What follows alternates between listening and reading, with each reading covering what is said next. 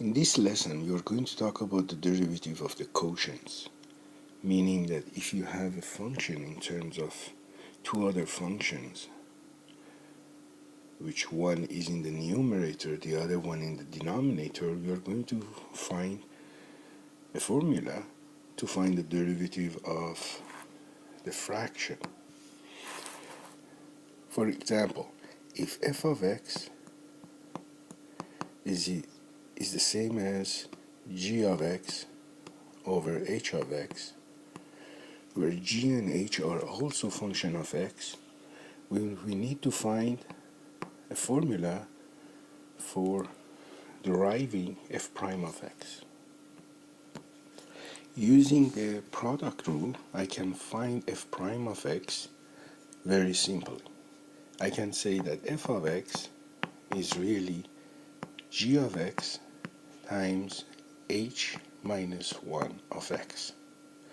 Now to find f prime of x, I'm going to say f prime of x is the derivative of the first one times the second one, so it's going to be g prime of x times h minus 1x plus derivative of the second one times g of x, so it's going to be g of x times derivative of h exponent negative 1 is going to be negative 1, h exponent negative 1 minus 1, which is minus 2 of x, times the derivative of h of x, which is h prime of x. This is going to be g prime of x over h of x, because h minus 1 is 1 over h of x. The next one, negative 1 times g of x, is going to be negative g of x, and then h prime of x divided by h squared of x. If we find the common denominator, which is h squared of x, I multiply this one by h of x and then h of x.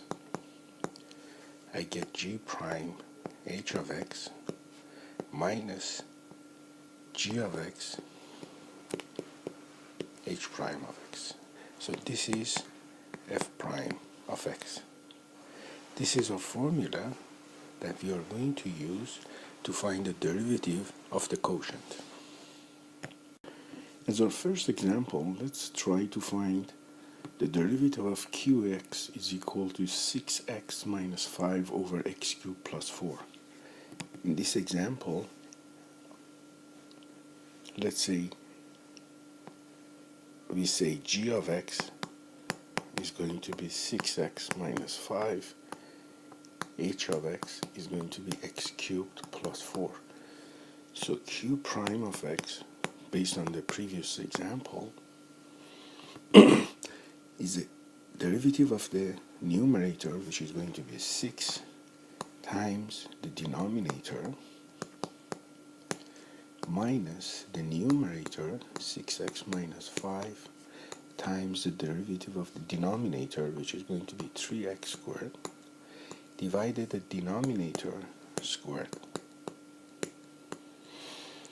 which is going to be 6x cubed plus 24 minus 3 times 6 is 18, 18x cubed, minus times minus is positive, so plus 15x squared over x cubed plus 4 exponent 2.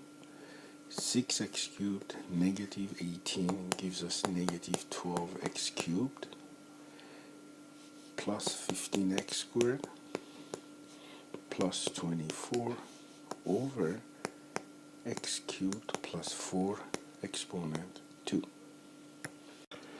The next part of the question says find the domain of qx and q prime of x. The domain of this function is every x which the fraction is valid. The only ones which are invalid are the ones that make the denominator equal to 0. So we say the domain of q is x's such that the x are a member of real numbers, and x cannot be equal. Remember, x3 plus s plus 4 cannot be equal to 0. So let's make it 0. We said x cubed is negative 4, so x is cube the root 3 of negative 4. So we say that x cannot be negative root 3 of 4. The same thing for the derivative. So we say dq prime is x such that x is a member of R, and again this one cannot be equal to 0. The only possible value is x cannot be equal to negative root 3 of 4. The next example, we have to find the derivative of qx, which is equal to x plus 3 over square root of x squared minus 1. State the domain of qx and q prime of x. I can write qx as x plus 3 times x squared minus 1 exponent negative 1 over 2. Now q prime is going to be the derivative of x plus 3, which is 1 times x squared minus 1 exponent negative 1 over 2, plus x plus 3 times derivative of x squared minus 1 exponent negative 1 over 2, which is going to be negative 1 over 2 times x squared minus 1. We have to subtract 1 from the exponent, so it becomes negative 1 over 2 minus 1, which is negative 3 over 2. And then the derivative of the base, which is x squared minus 1. The derivative of x squared minus 1 is 2x. So this becomes 1 over square root of x squared minus 1. Now, 2 and 2, they cancel out, so you get negative, and then you get x times x plus 3, x times x plus 3 over root 2 of x squared minus 1 cubed. Now, if I multiply the numerator and denominator here by x squared minus 1, so x squared minus 1 here, and x squared minus 1 here, I get x squared minus 1 over square root of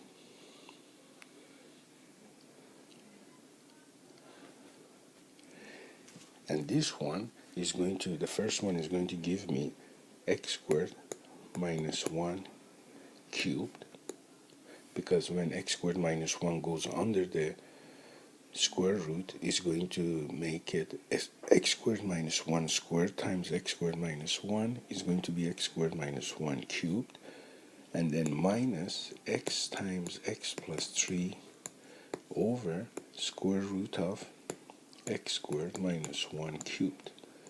Now the denominators are the same, so I can just add the numerator. I get x squared minus 1 cubed, and then we get x squared minus 1 minus x squared minus 3x.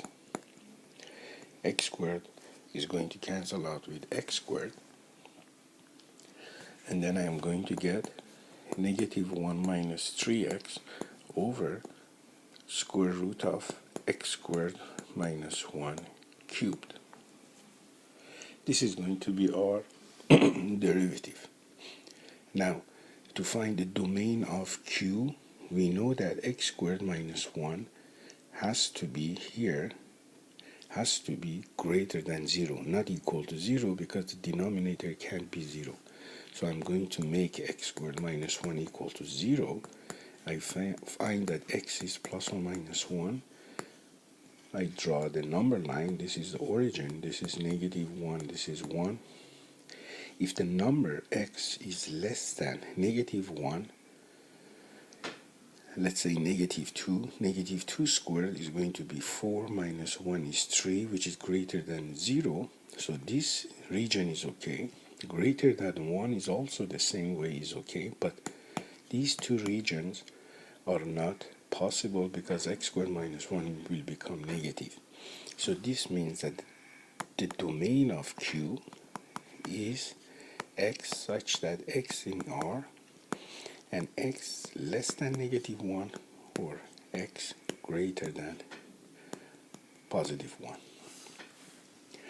And this is exactly true for the derivative, because in the denominator we have x squared minus 1 cubed. The same way, it can't be 0 and it has to be greater than 0. And if we let x squared minus 1 cubed to be 0, it gets x has to be plus or minus 1, and then we get exactly the same condition.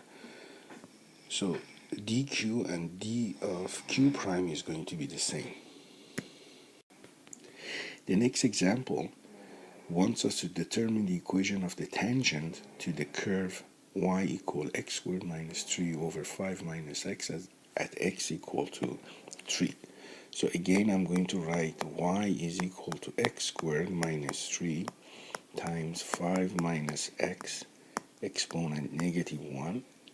Y prime is the derivative of x squared minus 1 minus 3, which is 2x, times 5 minus x exponent -1 plus x squared minus 3 times the derivative of 5 minus x exponent -1. The derivative is going to be 5 minus x exponent -2. You subtract 1, bring the exponent down, -1, and then find the exponent of the derivative of 5 minus x, which is -1. This is going to be 2x, 5 minus x exponent -1. Negative times negative gives you positive, so you get plus x squared minus 3 times 5 minus x exponent -2. Now at x equal to 2, our slope, or m, is going to be 2 times 2 times 5 minus 2 exponent -1 plus 2 exponent 2 is 4 minus 3 times 5 minus 2 exponent -2. And 5 minus 2 is 3 exponent -1 is fraction equal to 3. 2 times 2 is going to be 4.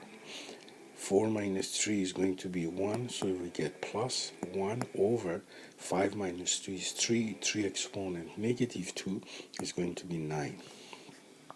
Now, if you multiply this one by 3, this one by 3, I get 12 over 9 plus 1 over 9 is going to be 13 over 9. So this means that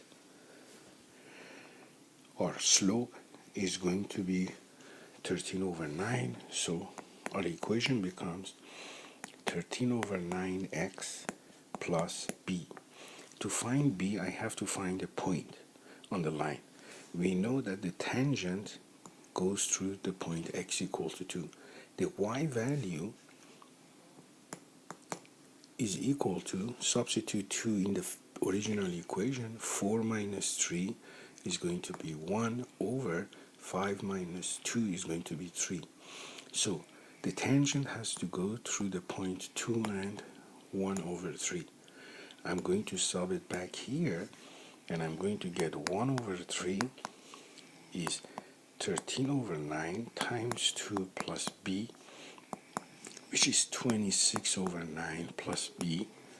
So from here I get b is equal to 1 over 3 minus 26 over 9, which is the same as if you multiply this by 3, this by 3, I get 3 over 9 minus 26 over 9. which is going to be minus 23 over 9.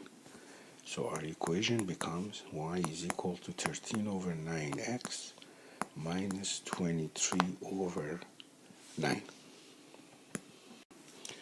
The next example says, suppose the function vt, which is equal to 50,000 plus 6t over 1 plus 0.4t, represents the value in dollars of a new car t years after it is purchased. What is the rate of change of the value of the car at 2 years, 5 years, and 7 years?